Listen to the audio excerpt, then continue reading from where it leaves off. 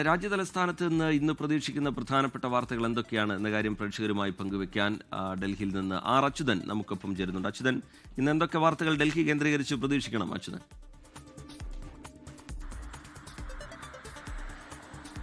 Rijith, good morning. Delhi കേന്ദ്രീകരിച്ച ഇന്ന് വരുന്ന പ്രധാന വാർത്തകളിലൊന്ന്, കഴിഞ്ഞ കുറേ ദിവസമായി തന്നെ വായു മലിനീകരണം രൂക്ഷമായി തുടരുന്നു. ഉത്തരേന്ത്യൻ സംസ്ഥാനങ്ങളിൽ കനത്ത മൂടൽമഞ്ഞ് അനുഭവപ്പെടുന്ന സാഹചര്യമുണ്ട്. ഇന്നലെ മാത്രം ഏതാണ്ട് 129 വിമാന സർവീസുകളാണ് ഡൽഹിയിൽ മാത്രം റദ്ദാക്കിയത്. മറ്റ് എയർപോർട്ടുകൾ പട്ന, അതുപോലെ തന്നെ കൊൽക്കത്ത എന്നിവിടങ്ങളിലും പ്രതിസന്ധി നേരിട്ടു. പ്രധാനമന്ത്രിയുടെ ബംഗാൾ സന്ദർശനം പോലും ഈ കനത്ത മൂടൽമഞ്ഞ് കാരണം വൈകുന്നതിന് കാരണമായി അദ്ദേഹം റാലി വെർച്വലായിരുന്നു അഭിസംബോധന ചെയ്തത്. ഇന്നും സാഹചര്യങ്ങളിൽ അല്പം പോലും മാറ്റമില്ല. 400 മുകളിലാണ് ഡൽഹിയിലെ വായു ഗുണനിലവാര സൂചിക തുടരുന്നത്. അതായത് ഗുരുതര വിഭാഗത്തിലാണ് നിലവിലുള്ളത്.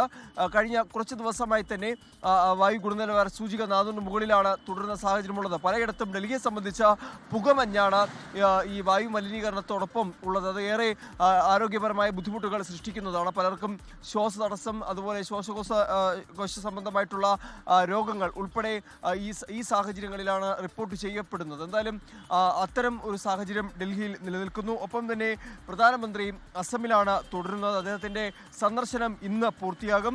രാവിലെ ഗുവാഹത്തിയിലെ ബോറഗാവിലെ സ്വാഹിദ് സ്മാരക ക്ഷേത്രത്തിൽ രക്തസാക്ഷികൾക്ക് അദ്ദേഹം ആദരവ് അർപ്പിക്കും. അതിനുശേഷം ദിബ്രുഗഡിലെ നംരൂബിലെ Assam valley fertiliser and chemical company ലിമിറ്റഡിൻ്റെ അമോണിയ യൂറിയ പദ്ധതിക്കായി ഭൂമി പൂജ നടത്തും. അങ്ങനെ നിരവധി തറക്കല്ലിടൽ ചടങ്ങുകളും ഉദ്ഘാടനവും പ്രധാനമന്ത്രി ഇന്നും അസമിൽ വഹിക്കും. ഏതാണ്ട് ഇതുവരെ 15,600 കോടി രൂപയുടെ പദ്ധതികളുടെ ഉദ്ഘാടനവും തറക്കല്ലിടലുമാണ് പ്രധാനമന്ത്രി നിർവഹിക്കുന്നത്. അങ്ങനെ വലിയ പദ്ധതികൾ അസം കേന്ദ്രീകരിച്ച്, തെരഞ്ഞെടുപ്പ് കേന്ദ്രീകരിച്ച കേന്ദ്ര സർക്കാർ നടപ്പിലാക്കുന്നു. ബംഗാളിൽ ഇന്നലെ മോദി വലിയ രീതിയിലുള്ള പ്രചരണങ്ങൾ, അത് SIR-നെ അനുകൂലിച്ചുകൊണ്ട് ന്യായീകരിച്ചുകൊണ്ടുള്ള ചില പ്രതികരണങ്ങൾ പ്രധാനമന്ത്രി അവിടെ നടത്തുകയുണ്ടായി. എന്തായാലും ഇത് രണ്ട് പ്രധാനപ്പെട്ട സംഭവ വികാസങ്ങളാണ് ഡൽഹി കേന്ദ്രീകരിച്ച് ഇന്ന് നടക്കാൻ സാധ്യതയുള്ളത്.